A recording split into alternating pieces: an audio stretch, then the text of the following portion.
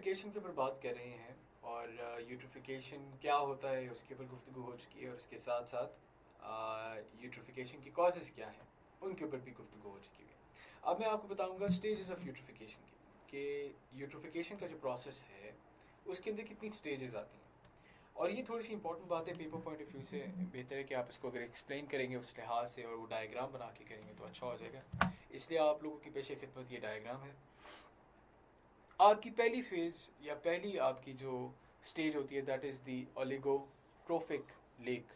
ठीक है, कुछ भी इसमें ऐसा मसला नहीं है। आपकी ये बेसिक जो आपकी एक लेक टाइप है जिसके अंदर कोई ऐसा एक्सेसिव न्यूट्रिएंट्स मौजूद नहीं है, कोई आपको एल्गल ब्लूम नहीं नज़र आ रही, यानी lake in its true form that is the oligotrophic lake. ठीक है, this is the oligotrophic lake. आप देख सकते हैं क्लियर ब्लू वाटर है, कोई आपको ऐसा मसला नहीं है। सेडिमेंटेशन इतनी है कि डुएबल है, पानी के अंदर कोई ऐसा आपको मसला नहीं नज़र आ रहा है। अगर इसके अंदर कोई आबी हयात भी मौजूद होगी तो उसको भी कोई मसला नहीं होगा। लेट्स से हम यहाँ पे एक चले मछली बना देते हैं। मेरी ड्राइंग वैसे अच्छी है बट इधर थोड़ी सी ऐसी है। तो बहरहाल आप देख सकते हैं कि क्लियर ब्लू है और ये this is the first stage, यानी जिसके अंदर कोई ऐसा एडल्ट्रेशन नहीं हुई हुई with the lake, that is the oligotrophic lake या ओलिगोट्रोफिक स्टेज। अब हम आते हैं दूसरी स्टेज के ऊपर। अब आपके यहाँ से कहीं ना कहीं से सेडिमेंटेशन आना शुरू, आपका सरफेस टर्न अप हुआ और आपकी न्यूट्रिएंट एडिशन होना शुरू हो गई। इधर से आपको सनलाइट भी पड़ रही है। ठीक है, सनलाइट होने की वजह से सम एल्जाई जो है वो आपकी ये ऊपर देख सकते हैं हल्की हल्की ग्रीन लेयर बनना शुरू हो गई है। उसके साथ क्या होता है, आपकी जो सेडिमेंट बिल्डअप है वो भी ऑटोमेटिकली स्टार्ट होना शुरू होता है, क्योंकि ज़ाहिर है आपके जो क्या कहते हैं प्लांट्स हैं, शैलो प्लांट्स हैं, वो भी तो मरते हैं ना। प्लांट्स की भी तो लाइफ होती है, वो मरेंगे तो वो सेडिमेंटेशन होगी। आपकी जो अभी हयात है वो मरी है, उसकी भी सेडिमेंटेशन हो रही है।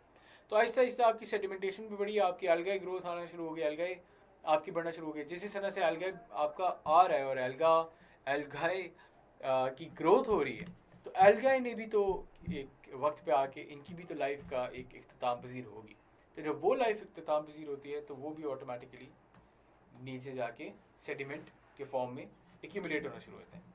इस स्टेज को कहते हैं जिसके अंदर आपकी लेक एसच इसके अंदर कोई मसला मौजूद नहीं है, सेडिमेंटेशन इंक्रीज हो गई है, आपकी एल्गाई ग्रोथ हल्की हल्की आना शुरू हो गई है।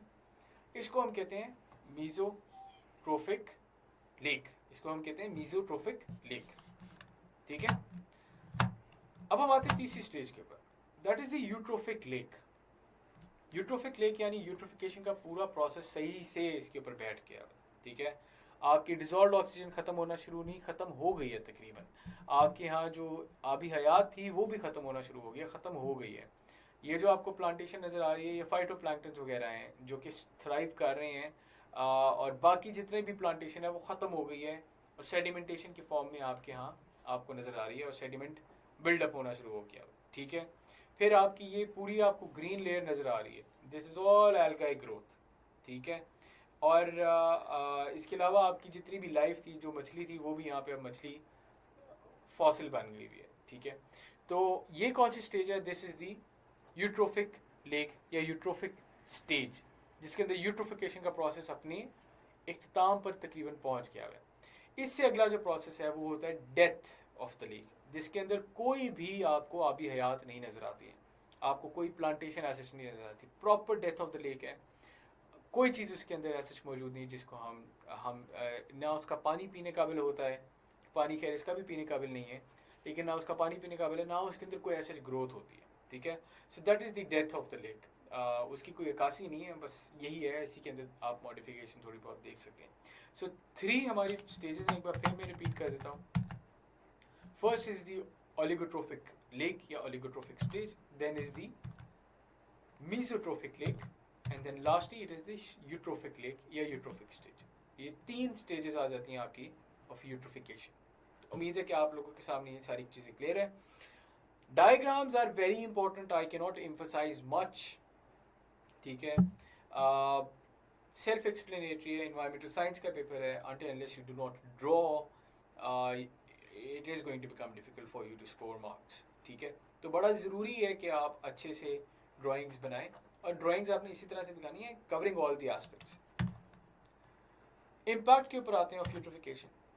सबसे पहला और सबसे बड़ा जो इसका इम्पैक्ट है that is on the survival of fish and aquatic life. आपकी जितनी भी एक्वेटिक लाइफ है उसकी सर्वाइवल का मसला बन जाता है। देखिए मछलियाँ जो हैं उनको भी सांस लेना होता है, उन्होंने ऑक्सीजन कंज्यूम करनी होती है। उनकी ऑक्सीजन कहाँ से होती है? That comes from the dissolved oxygen part.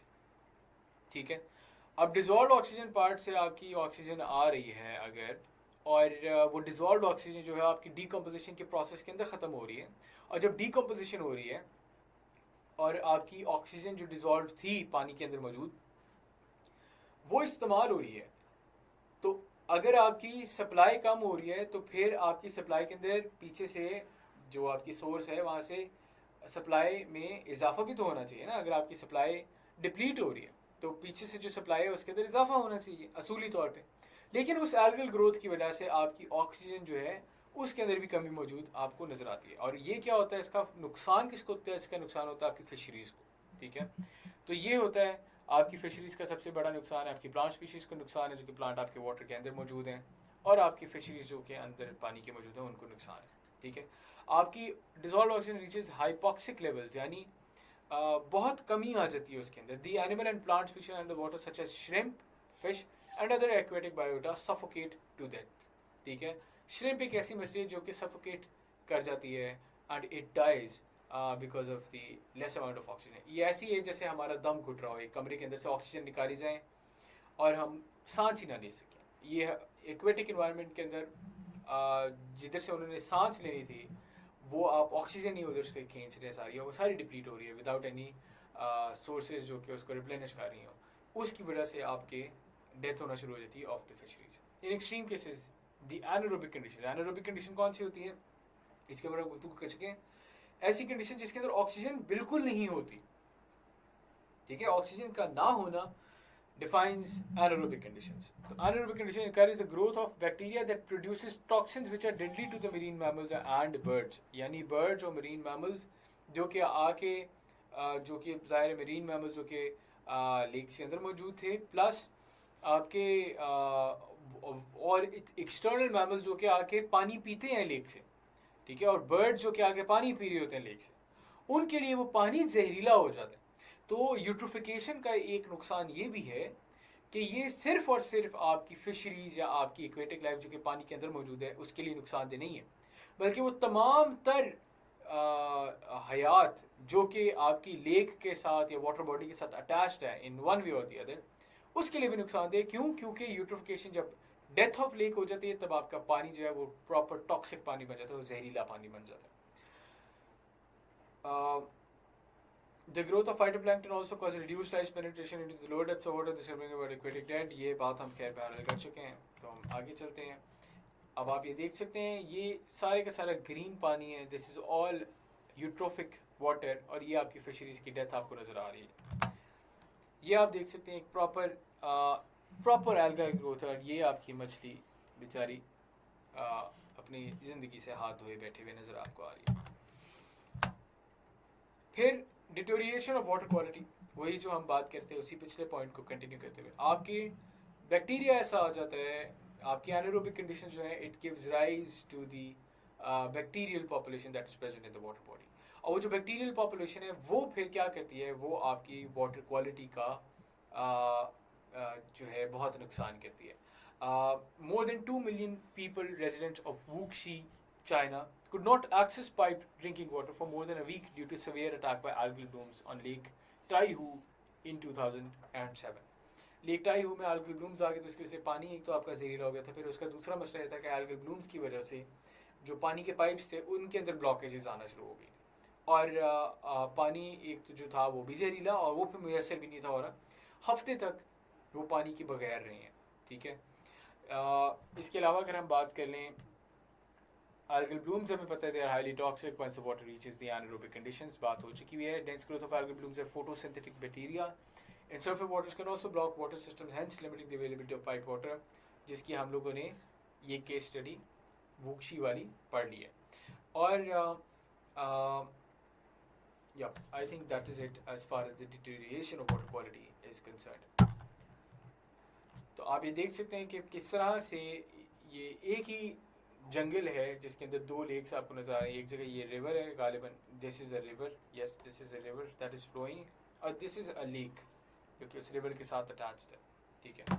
और इस लेक का आप हाल देख सकते हैं कि it is completely in eutrophic stage, rather it is a dead lake, most likely एक डेड लेक है ये।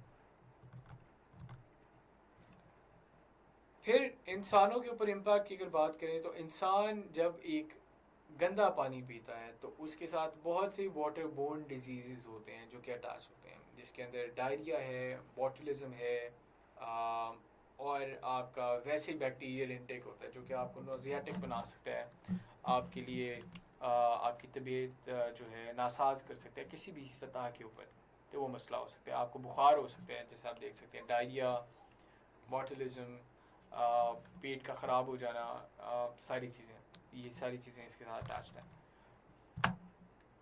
इम्पैक्ट ऑन ह्यूमन हेल्थ अगर बात करें, साइनोबैक्टीरिया ऑल्सो रेफर्ड एज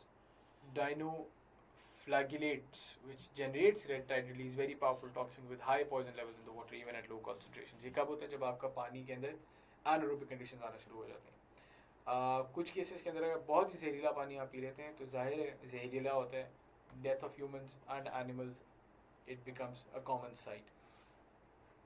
और इसके अलावा अगर बात करें तो आपका यही पानी अगर इस्तेमाल हो रहा है एग्रीकल्चर में, ठीक है, यही जहरीला पानी अगर आपके एग्रीकल्चर में इस्तेमाल हो रहा है तो वो जो टॉक्सिन्स इस पानी के अंदर हैं वो टॉक्सिन्स आपकी क्रॉप की जो रूट्स हैं वो भी खींच सकती हैं, and it can go up and it can cause trouble for any given crop. And वो जो क्रॉप है उसका इंटेक चूँकि हम ह्यूमंस कर रहे होते हैं तो हमारी वो बॉडी सिस्टम के अंदर भी एंटर कर सकते हैं, and they can cause harm in an indirect manner.